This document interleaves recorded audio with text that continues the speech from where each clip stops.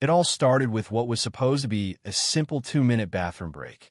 I had no idea that stepping inside my house for just a moment would lead to one of the most infuriating and surreal confrontations of my life. My two kids, aged 7 and 9, were out in our backyard pool, giggling and splashing under the warm June sun. The kind of day parents live for when school's finally out, and you can watch your little ones kick off summer with nothing but joy in their hearts. We had just finished setting up the pool earlier that week. My husband and I had made it a surprise for the kids, a reward for finishing their school year strong. That afternoon, the air was filled with the scent of fresh grass and sunscreen, the kind of afternoon where you feel like nothing could go wrong. But I was wrong, because when I returned, drying my hands on a towel, I walked into something that looked like a scene out of a bizarre dystopian sitcom. Standing there, leaning aggressively over our 6-foot privacy fence, was our neighbor. Let's call her Deborah Hallbrook. Deborah wasn't just a neighbor. She was the self-appointed ruler of the block. Ever since she moved in a year ago, she'd been on some kind of mission to patrol everyone's business like she was the commander of a suburban watchtower. I froze. My kids were still playing, unaware of the woman towering over them with a face scrunched in disgust and fury. But Deborah? She was shouting, pointing, her face red with something that looked like righteous rage. "We don't need your kind here," she barked, her fingers stabbing the air at my children like they were criminals caught red-handed. My stomach dropped. I stepped outside fully now, towel clutched in my fist, heart pounding in confusion and anger. "Excuse me," I called out. She spun around as if I had just interrupted her in some holy act of purification. "These kids," she snapped, "they don't belong here. They're in my pool. They're trespassing." I blinked.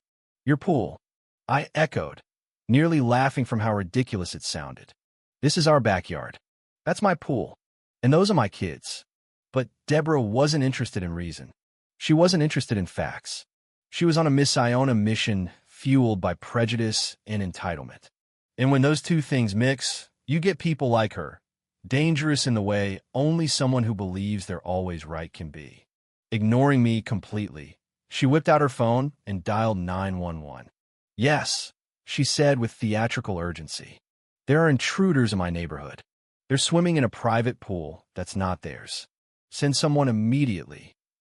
My kids were now staring wide-eyed, their little floaties bobbing with every tremble.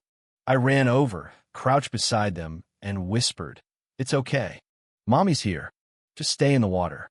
Deborah was pacing now, her voice shrill. She claimed she had seen them climb over the fence, that they looked like troublemakers, that they didn't match the profile of kids who lived here. Every sentence from her mouth twisted like a dagger of thinly veiled racism. "You need to calm down," I told her, my voice barely restrained. "You're the one trespassing here, Deborah.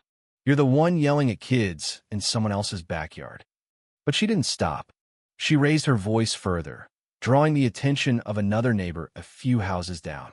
And then, just like that, the siren started. 2 police cruisers pulled up into my driveway. My breath caught in my throat. This could go a lot of ways. And I knew it. The officers got out, calm but alert, clearly prepared for anything. I walked toward them, my hands at my sides. "Good afternoon," I said quickly. "There's been a mistake. My kids are swimming in our backyard pool. Our property." She's the one who barged in screaming at them. One of the officers, a younger man with tired eyes, nodded. "We got a call about a trespassing report involving minors. Mind if we ask a few questions?" I gestured to the pool. "That's them. My son and daughter.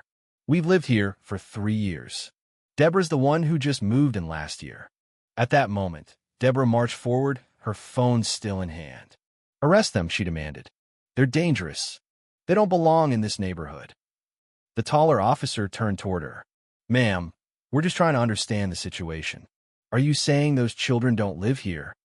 "They don't look like they do," she replied sharply. That's when the other officer turned back to me, his tone softer. "Ma'am, can we confirm this is your residence?" I handed him my driver's license, which had our address printed clearly. "Yes, I own this house. My husband and I pay our taxes. We put up this fence. We installed that pool." They walked over to the kids, asked them their names. My son answered nervously, still trying not to cry. My daughter clutched a pool noodle like it was a life raft. You're doing great, I told them, brushing a wet strand of hair from my daughter's cheek. After a few minutes of quiet questioning, the younger officer returned and turned to Deborah. Ma'am, he said sternly, these children live here. This is their home, and you are not authorized to enter this property without permission. Deborah's face twisted. They're lying. I know what I saw. Ma'am, you filed a false police report and entered private property unlawfully. That's trespassing, he said evenly. If the homeowner chooses to press charges, we'll have to act accordingly. I'm calling my attorney. Deborah cried. Go ahead, the officer replied. He or she can explain the law to you better than we can right now. But until then, we're going to have to ask you to leave immediately. And in that moment, I swear, the universe delivered its karma cannonball. She sputtered. She ranted. She threatened to take this to the mayor. But none of it worked. The officers stood firm. One of them even escorted her out, walking her off my property like she was a stranger at an exclusive party she crashed. As they left, my kids let out tiny cheers, more out of confusion than triumph, but it lifted the heaviness all the same. You did good, buddy, I told my son. You too, sweetheart.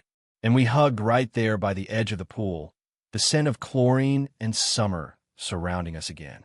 But the story didn't end there.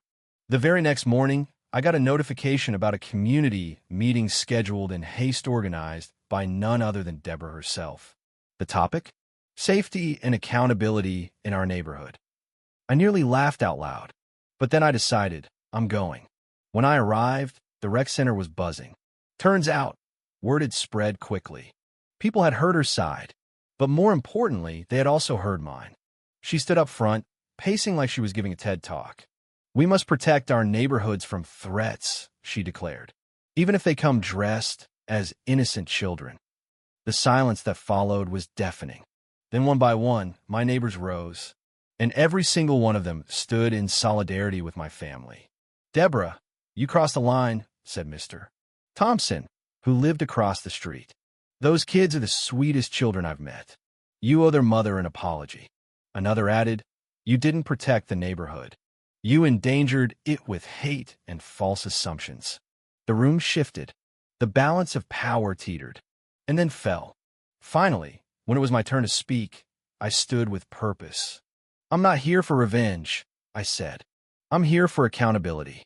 My kids were almost traumatized because someone decided their presence in their own backyard wasn't acceptable. We can't let that be the standard. The applause was thunderous. Deborah tried to rebut, of course, but her words lacked fire. She'd been exposed not just legally, but morally. In the weeks that followed, a community petition removed her from the HOA committee. A new neighborhood watch was formed, this one inclusive, respectful, and actually useful. We even hosted a few summer events together, and for once, it felt like a community again. As for Deborah, she still lives 2 doors down. Every so often, I catch her peering over the fence like she's waiting for the world to misstep again. But now I wave, cheerfully. Hey, Deborah, I said just the other day. Pool party this afternoon. Want to join? She blinked, caught off guard, then turned away with a scoff. Just don't let your kids make a mess. They're not making a mess, I replied. They're making memories. In their pool. In their neighborhood. And with that, my son cannonballed into the water behind me, the splash drenching my legs and leaving nothing but laughter echoing behind us. Karma? She didn't knock. She dove in head first. And this time, she brought floaties.